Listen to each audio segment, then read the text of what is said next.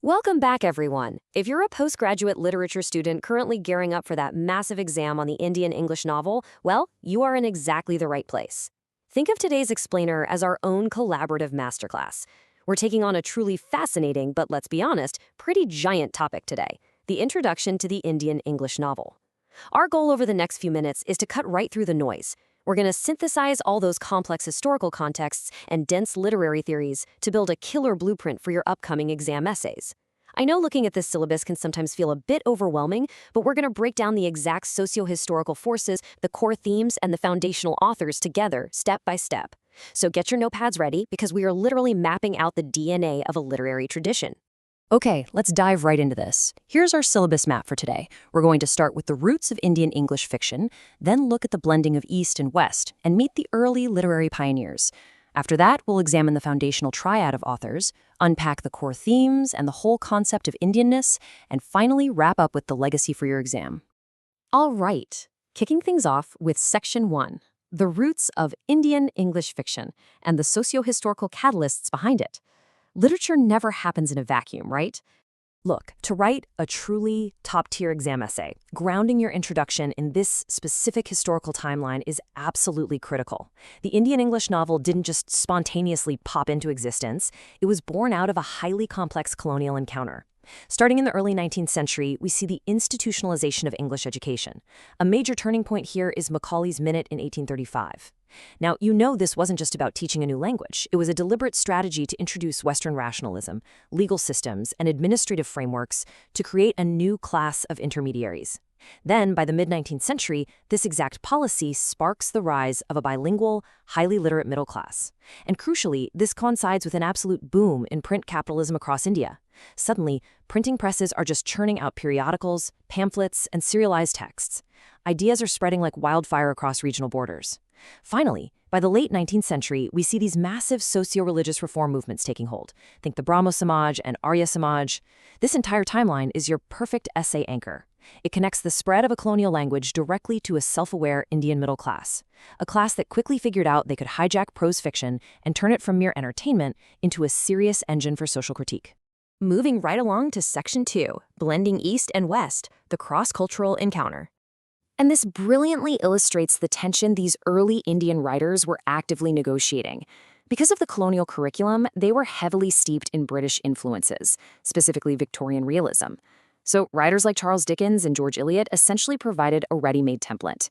This template offered sharp social commentary, tight structural discipline, highly linear plots, and character-driven moral conflicts. But here's where it gets interesting. Complementing and sometimes clashing with this imported structure was their own profoundly rich indigenous tradition. We're talking about the sweeping scale of classical epics like the Mahabharata and Ramayana, regional kathas, Urdu dastans, and these wonderfully digressive, non-linear oral storytelling methods where myth and daily life just effortlessly intertwine. So early Indian English fiction wasn't just some basic mimicry of the West. No way. It was the birth of a genuinely hybrid space. They basically took the rational, structural shell of the Victorian novel and flooded it with the mythic frameworks, philosophical digressions, and performative nature of their own heritage. That friction, that cross-cultural spark, that's exactly what you want to highlight for the examiner. Which brings us to Section 3, the early literary pioneers, and their first experiments in English. When you're discussing this new hybrid space, memorizing these specific pioneers will instantly signal your depth of knowledge. First up is Bankim Chandra Chatterjee.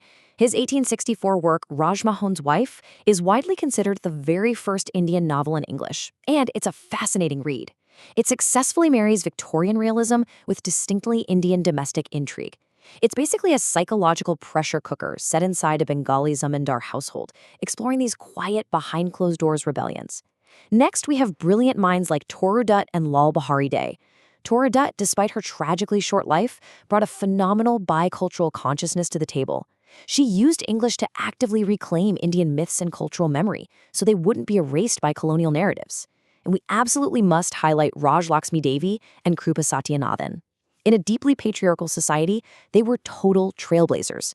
They used the novel to forcefully center women's experiences, bringing early feminist concerns like female education and domestic subjugation right out of the shadows. These pioneers proved, without a doubt, that English could articulate deeply Indian domestic realities. Now, transitioning into the 1930s with Section 4, the foundational triad, professionalizing the Indian English novel. Now, what's really interesting about this slide is that it is basically your ultimate exam cheat sheet. If you get a question on the evolution of the genre, contrasting these three literary giants is your winning strategy. First, you have Mulkraj Anand. His focus was fiercely political. Championing social realism and Marxist ideals, he exposed caste oppression in landmark works like Untouchable and Coolie. His style? Stark, unsentimental, documentary realism designed to make you uncomfortable. Contrast that directly with R.K. Narayan. Narayan gave us the immortal, fictional town of Malgudi. He zoomed in on middle-class India, the quirks of human relationships, and the clash between tradition and modernity.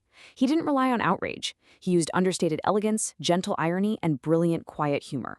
Finally, there's Raja Rao, who brought profound spiritual modernism.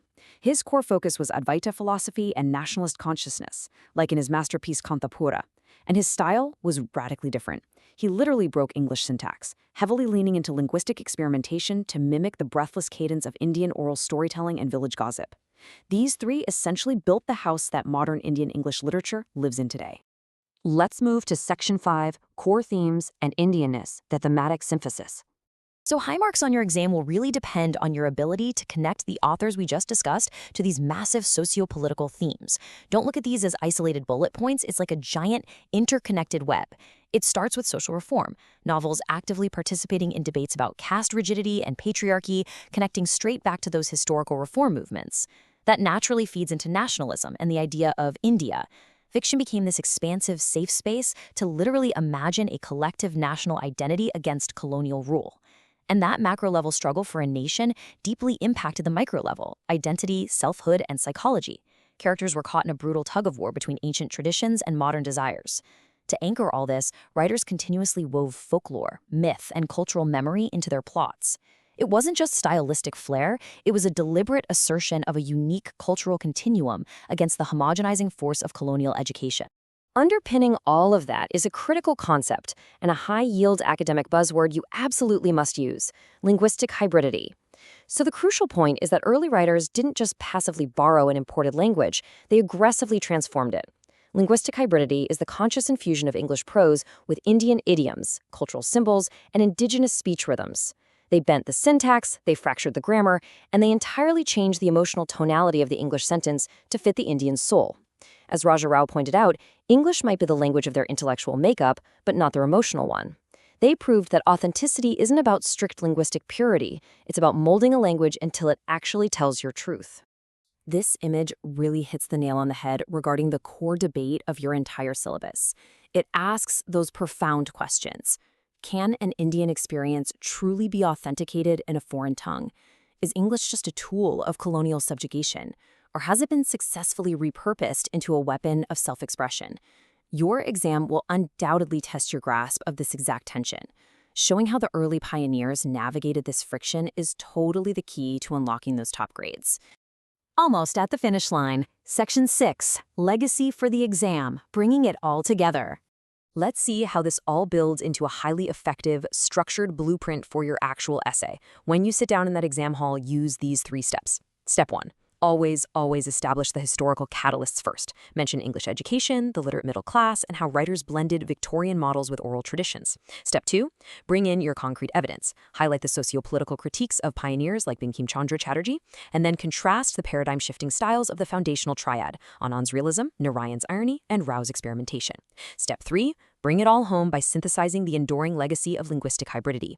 Explain how they bent English to their will, laying the groundwork for the global giants of Indian literature today. So, I want to leave you with this provocative thought as you dive back into your exam prep. Based on the history, the incredible courage of these authors, and the linguistic gymnastics we've explored today, how will you define the Indianness of the English novel in your exam essay?